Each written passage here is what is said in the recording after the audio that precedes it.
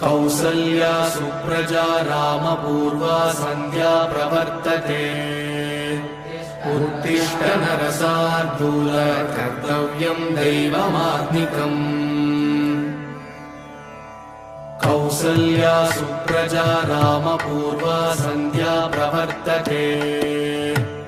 उत्तिष्ठ नरशार्दूल कर्तव्यम् दैवमात्मिकम्। उत्तिष्ठोत्तिष्ठ गोविन्द उत्तिष्ठ गरुडध्वज। उत्तिष्ठ कमलाकान्त त्रैलोक्यम् मङ्गलम् कुरु। मातः समस्त जगताम् मधुकैटभारे। वक्षो विहारिणि मनोहर दिव्यमूर्ते। श्रीस्वामि निःश्रित जनप्रिय दानशीले। श्रीवेङ्कटेश दयिते तव सुप्रभातम्। तव सुप्रभातमरविन्दलोचने। भवतु प्रसन्नमुखचन्द्रमण्डले। विधिशङ्करेन्द्रवनिताभिरर्चिते। वृषशैलनाथदयिते दयानिधे। अत्र्यादिसप्तऋषयः समुपास्य सन्ध्या। आकाशसिन्धुकमलानि मनोहराणि।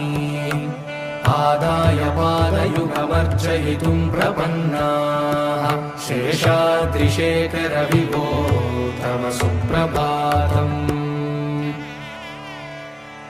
पञ्चाननाब्जभव षण्मुखवासवाद्याः। त्रैविक्रमादिचरितम् विबुधास्तु वन्दी। भाषापतिः पठति वासरशुद्धिमाला। शेषाद्रिशेखर विभो तव सुप्रभातम्। ईषत्प्रफुल्ल सरसीरुहनारिकेलफूगद्रुमादिसुमनोहर पालिकानाम्। आवादिमन्दमनिलः सह दिव्यगन्धैः। शेषाद्रिशेखर विभो तव सुप्रभातम्। उन्मील्यनेत्रयुगमुत्तमपञ्जरस्ताः। पात्रावशिष्टकदलीफलपायसानि।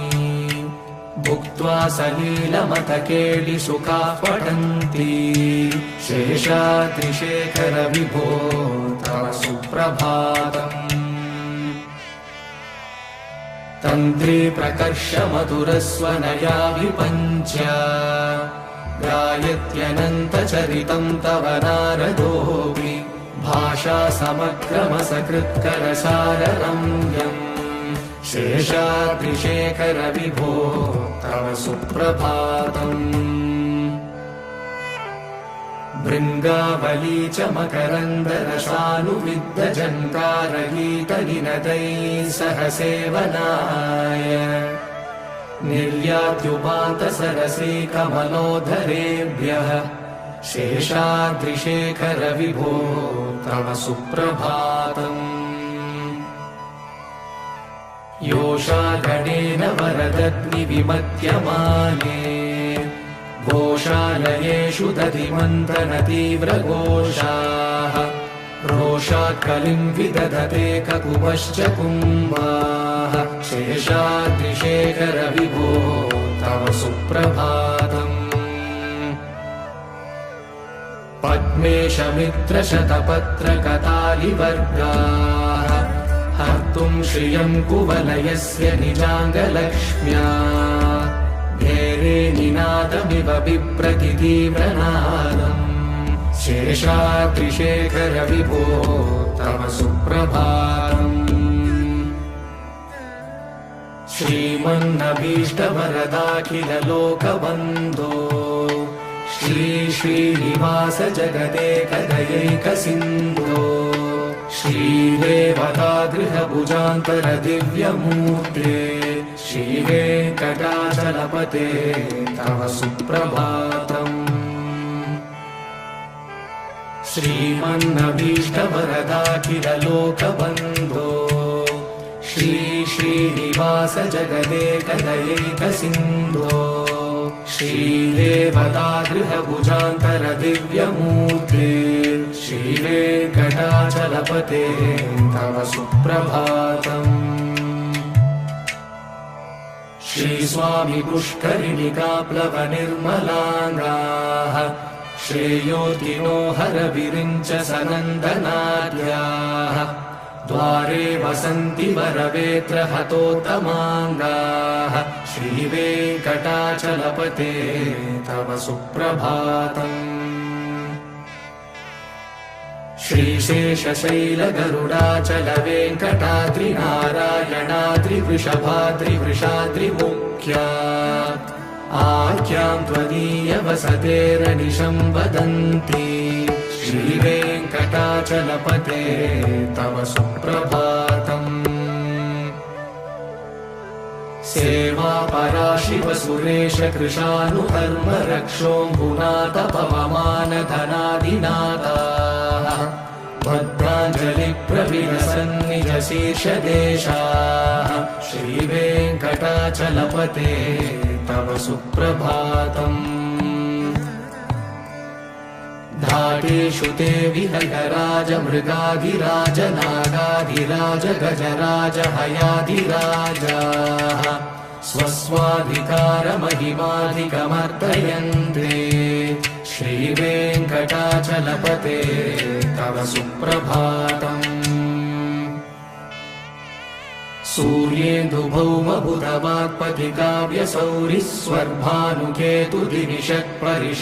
सूर्येन्दुभौमबुधवाक्पतिकाव्यसौरिस्वर्भानुकेतुदिविषत्परिषत्प्रधानाः त्वद्दासदासचरमावधिदासदासाः श्रीवेङ्कटाचलपते तव सुप्रभातम्। त्वत्पादधूलिभरितस्फुरितोत्तमाङ्गाः स्वर्गापवर्गनिरपेक्षनिजान्तरङ्गाः कल्पागमाकलनयाकुलतां लभन्ते श्रीवेङ्कटाचलपते तव सुप्रभातम्। त्वद्गोपुराग्रशिखराणि निरीक्षमाणाः स्वर्गापवर्गपदवीं परमां श्रयन्तः मर्त्या मनुष्यभुवने मतिमाश्रयन्ते श्रीवेङ्कटाचलपते तव सुप्रभातम्। श्रीभूमिनायक दयादिगुणामृताब्धे देवादिदेव जगदेक शरण्यमूर्ते श्रीमन्ननन्त गरुडादिभिरर्चिताङ्घ्रे श्रीवेङ्कटाचलपते तव सुप्रभातम्।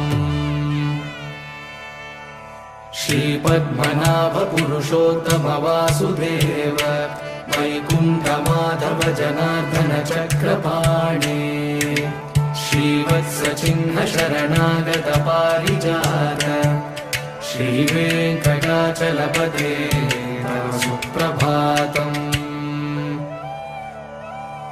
कन्दर्पदर्पहर सुन्दर दिव्यमूर्ते कान्ताकुचाम्बुरुह कुट्मललोल दृष्टे कल्याण निर्मल गुणाकर दिव्यकीर्ते श्रीवेङ्कटाचलपते तव सुप्रभातम्।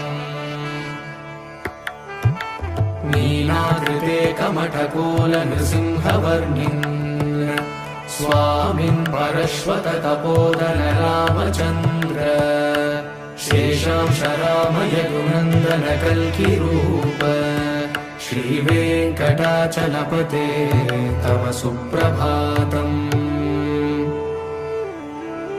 येलालवङ्गगणसार सुगन्धितीर्थम् दिव्यं वियत्सरिति हेमघटेषु पूर्णम् धृत्वा द्यवैदिकशिखामणयः प्रहृष्टाः तिष्ठन्ति वेङ्कटपते तव सुप्रभातम्। भास्वानुदेति विकचानि सरोरुहाणि सम्पूरयन्ति निनदैः ककुभो विहङ्गाः श्रीवैष्णवा सततमर्थितमङ्गलास्ते नामाश्रयन्ति तव वेङ्कटसुप्रभातम् ब्रह्मादयः सुरवरासमहर्षयस्ते सन्तः सनन्दनमुखास्तव योगिवर्याः दामान्तिके तव हि मङ्गलवस्तु हस्ताः श्रीवेङ्कटाचलपते तव सुप्रभातम् लक्ष्मीनिवास निरवध्य गुणैकसिन्धो संसारसागर समुत्तरणैकसेतो वेदान्तवेद्य निज वैभव भक्तभोग्य श्रीवेङ्कटाचलपते तव सुप्रभातम् लक्ष्मीनिवास निरवध्य गुणैकसिन्धो संसारसागर समुत्तरणैकसेतो वेदान्तवेद्य निज वैभव भक्तभोग्य श्रीवेङ्कटाचलपते तव सुप्रभातम् इत्थं वृषाचलपतेरिह सुप्रभातम् ये मानवाः प्रतिदिनं पठितुं प्रवृत्ताः तेषां प्रभातसमये स्मृतिरङ्गभाजाम् प्रज्ञां परार्थसुलभां परमां प्रसूते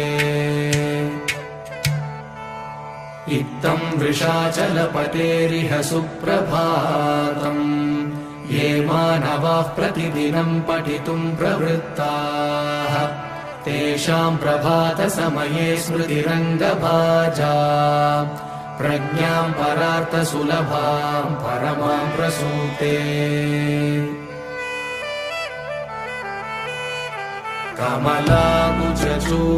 कमलाकुचूषुककुङ्कुमतो नियतारुणितातुलनीलतनो कमलायतलोचनलोकपते विजयी भव वेङ्कटशैलपते कमलाकुचूषुककुङ्कुमतो नियतारुणितातुलनीलतनो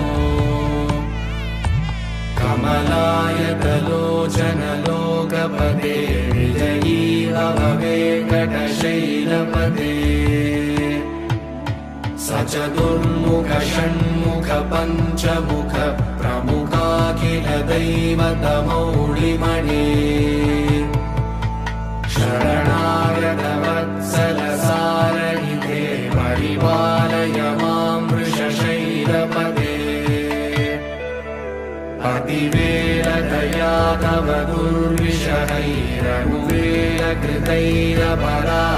दुर्विषहैरनुवेलकृतैरपरादशतैः भरितं त्वरितं वृषशैलपते परया कृपया परिपाहि हरे अधिवेङ्कटशैलमुदारमते जनताभिमतादिगदानरता परदेवदयारहितानि रमयि कमलारहितानवरं कलये कलवेणुरवावशको भवतु शतकोटिहृता स्मरकोटिसमाद् प्रतिवल्लभिकाभिमतासु तदा वसुदेवसुतानवरं कलये अभिरामगुणाकरदाशरथे जगदेकधनुर्धर धीरमते रघुनायक राम रमेश विभो वरदो भवदेव दया जलधे अवनीतनया कमनीयकरं रजनीचरचारुमुखाम्बुरुहम् रजनीचरराजतमो मिहिरं महनीयमहं रघुराममये सुमुखं सुहृदं सुलभं सुखदं स्वनुजं च सुखाम्यममोघशरम् अपहाय रघुत्वहमन्यमहं कञ्चन कञ्चन जातु भजे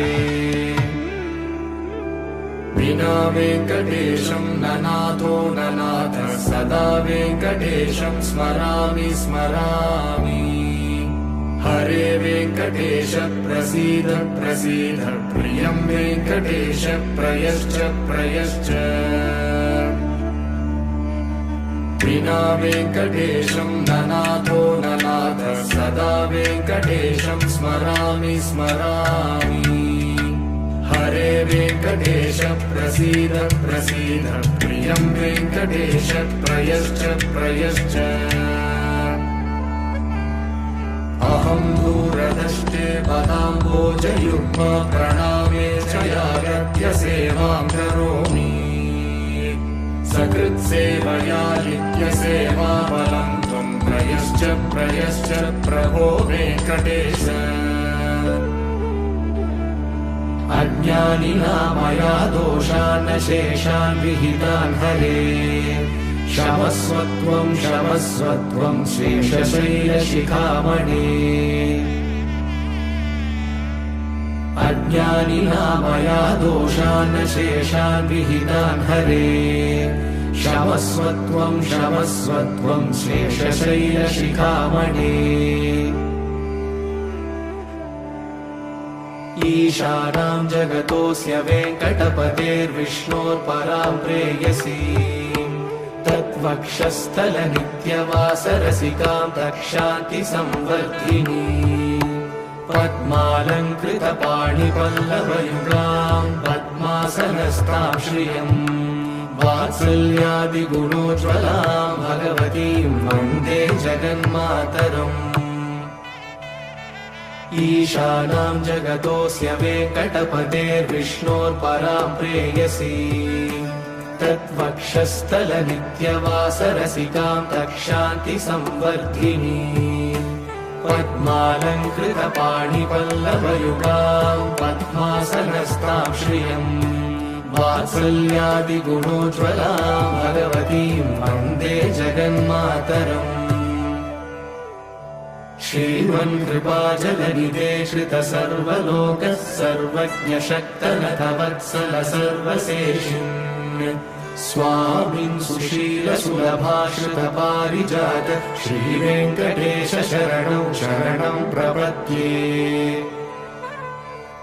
श्रीमन्कृपाजलनिधे श्रितसर्वलोकः सर्वज्ञशक्तनथवत्सल सर्वशेषिन् स्वामिन् सुशीलसुलभाश्रितपारिजात श्रीवेङ्कटेश शरणं शरणं प्रपद्ये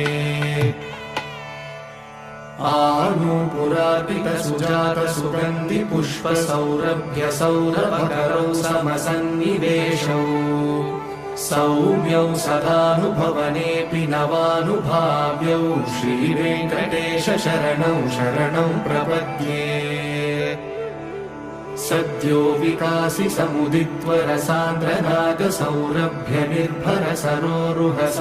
समुदित्वरसान्द्रनागसौरभ्यनिर्भरसरोरुहसाम्यवार्ताम् सम्यक्षु साहसपदेषु विलेखयन्तौ श्रीवेङ्कटेश शरणौ शरणं प्रपद्ये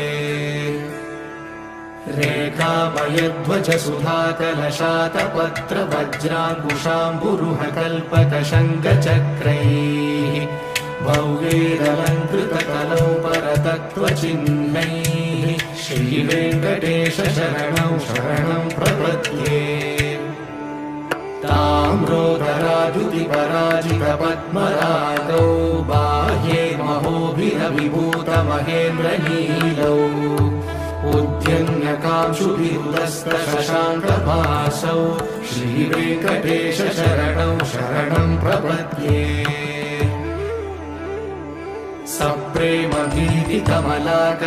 सप्रेमभीतिकमलाकरपल्लवाभ्यां संवाहनेऽपि सपदि क्लवमाददानौ कान्ता भवान् मनसगोचरसौ कुमार्यौ श्रीवेङ्कटेश शरणं शरणं प्रपद्ये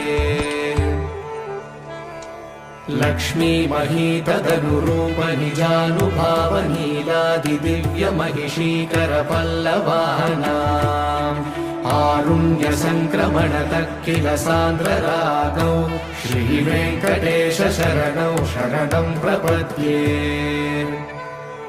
नित्यानमद्विति शिवादि किरीटकोटिः प्रत्युक्तदीप्तनवरत्नमः प्ररोहैः नीराजनाविधिमुदारमुपाददानौ श्रीवेङ्कटेश शरणौ शरणं प्रपद्ये।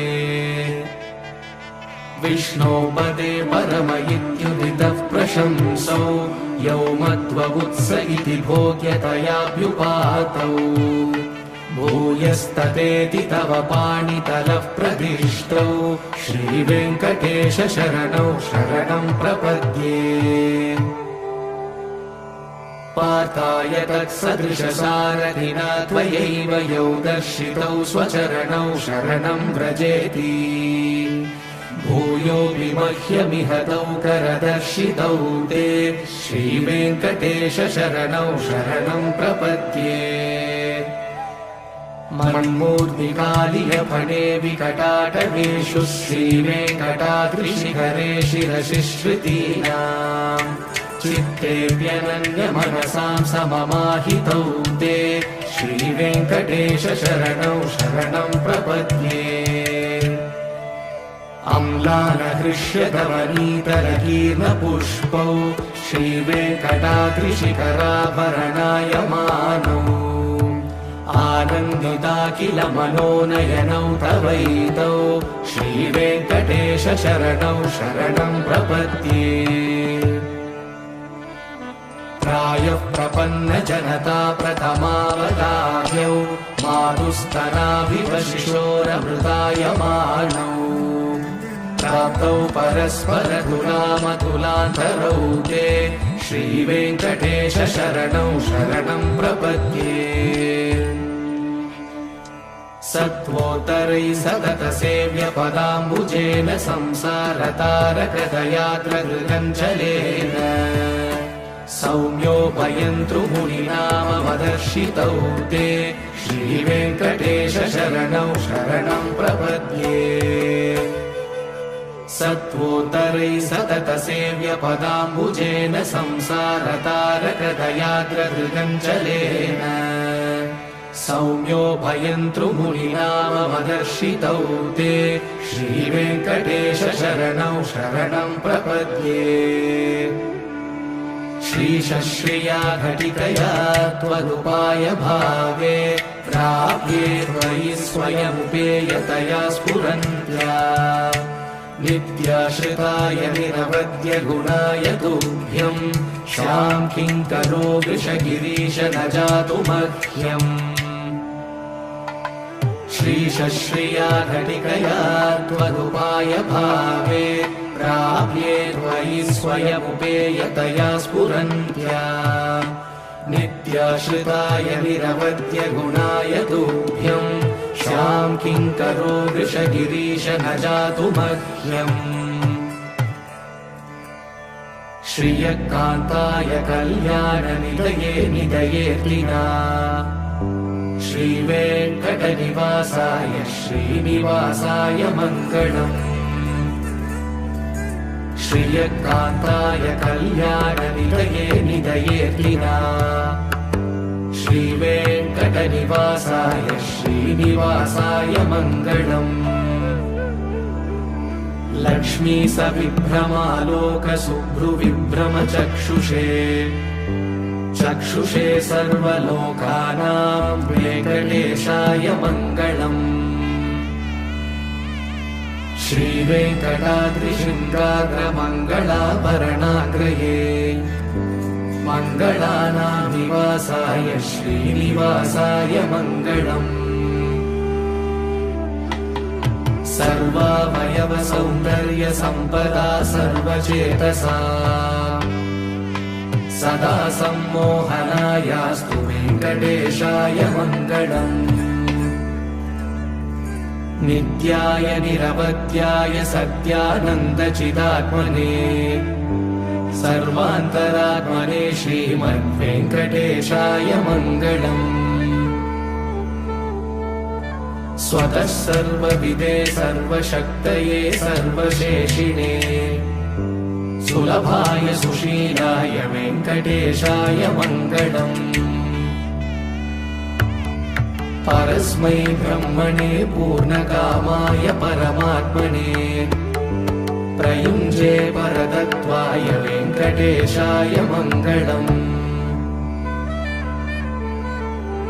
आकालतत्त्वमश्रान्तमात्मनामनुपश्यता अतृप्यमृतरूपाय वेङ्कटेशाय मङ्गलम्।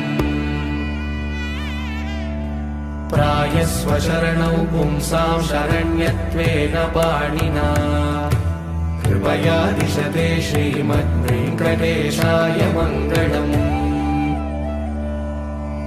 दयामृततरङ्गिण्यास्तरङ्गैरिव शीतलैः अपाङ्गैः सिञ्चते विश्वं वेङ्कटेशाय मङ्गलम्। सद्भूषाम्बरहेतीनां सुषमावहमूर्तये सर्वार्तिशमनायास्तु वेङ्कटेशाय मङ्गलम्। श्रीवैकुण्ठविरक्ताय स्वामि पुष्करिणीतटे रमया रममाणाय वेङ्कटेशाय मङ्गलम्। श्रीवैकुण्ठविरक्ताय स्वामि पुष्करिणीतटे रमया रममाणाय वेङ्कटेशाय मङ्गलम्। श्रीमत्सुन्दरजामातृमुनिमानसवासिने सर्वलोकनिवासाय श्रीनिवासाय मङ्गलम्। श्रीमत्सुन्दरजामातृमुनिमानसवासिने सर्वलोकनिवासाय श्रीनिवासाय मङ्गलम्। मङ्गलाशासनपरैः मध्वाचार्यपुरोगमैः सर्वैश्च पूर्वैराचार्यैः सत्कृतायास्तु मङ्गलम्।